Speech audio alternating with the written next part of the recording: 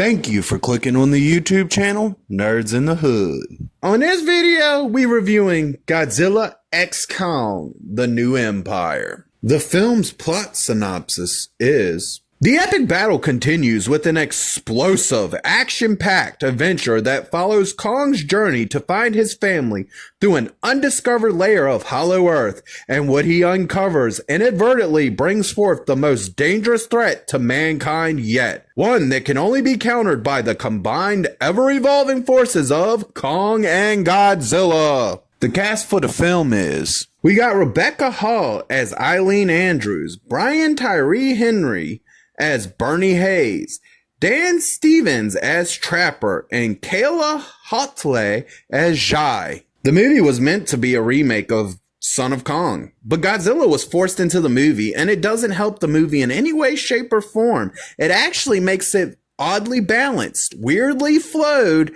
and it feels like an add-on. Everything with Godzilla in this film literally feels add-on. Even the Titan Shimo that's supposed to be the Godzilla counterpart that Godzilla's supposed to fight feels like an add-on. This movie was seriously supposed to just be Son of Kong. Now, much like the previous film, this film feels a little bit cartoony too. It's not as bad as Godzilla vs. Kong. It does still need to be fine-tuned so that it's closer to what the first three films did. It can keep its cartoony aspects, but they need to get the human portions of the film up to snuff so that even though it is cartoony, it's still entertaining. Just being cartoony doesn't make the film entertaining. There are two new Titans in this film, known as the Scar King and Shimu. And they suck ass. They're weak. They don't really feel like they're a threat to either Godzilla by himself or Kong by himself. And that's the problem with this film. They literally made these enemies boring and unoriginal. Cause Scar King is King Kong if he was an orangutan.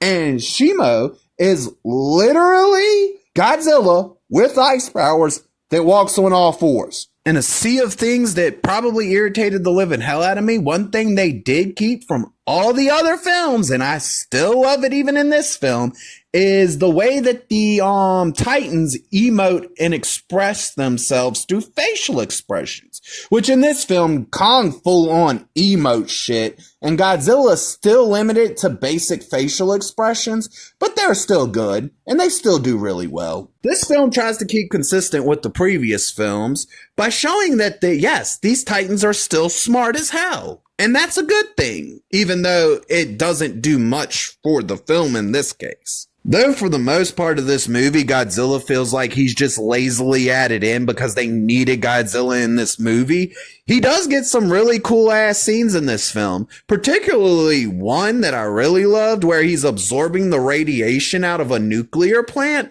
That was the coolest shit ever because I don't think they've ever really shown Godzilla absorbing radiation in that way. After three stellar movies, the last two films had some really great scenes in them, and they had each have one standout scene per film. With Godzilla vs. Kong being the bitch slap from Godzilla, this film's moment like that is when Kong grabs the little monkey that tries to trap him with the bigger monkeys and uses the little son of a bitch to beat the living shit out of the other monkeys.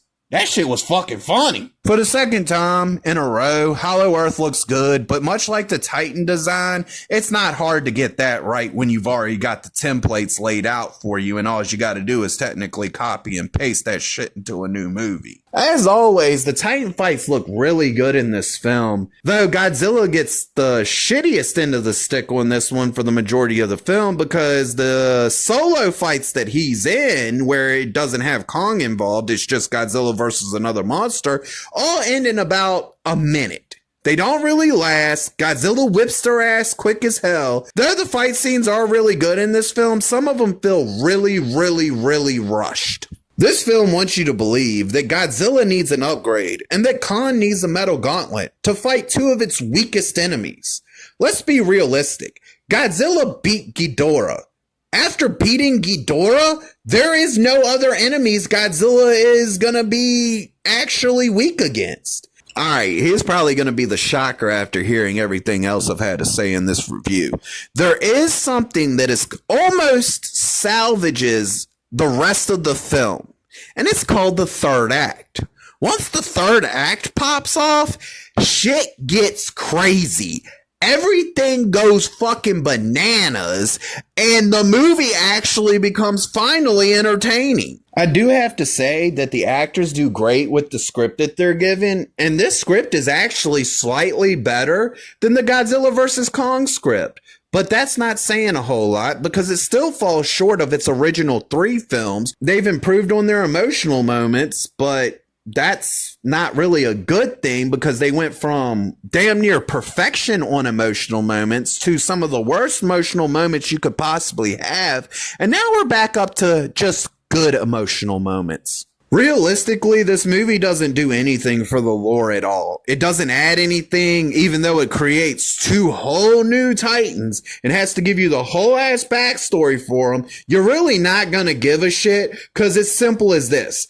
The big ass orangutan is the boss. The dumbass lizard is his pet. The Titan CGI in this film is still the shit. But oddly enough, that's not saying much because at this point, it's become a staple. They're not going to mess it up. They literally put Martha in this film and wasted her. I appreciate you sitting through all the complaints that I have with this film because I do want to let you know I like it. Bare minimum, like it. Only reason I own it is because it's part of the Titan collection. Now, if they want to actually make me feel like these films are worth going to the theaters and see, they really need to go back and try to recapture what those first 3 films were.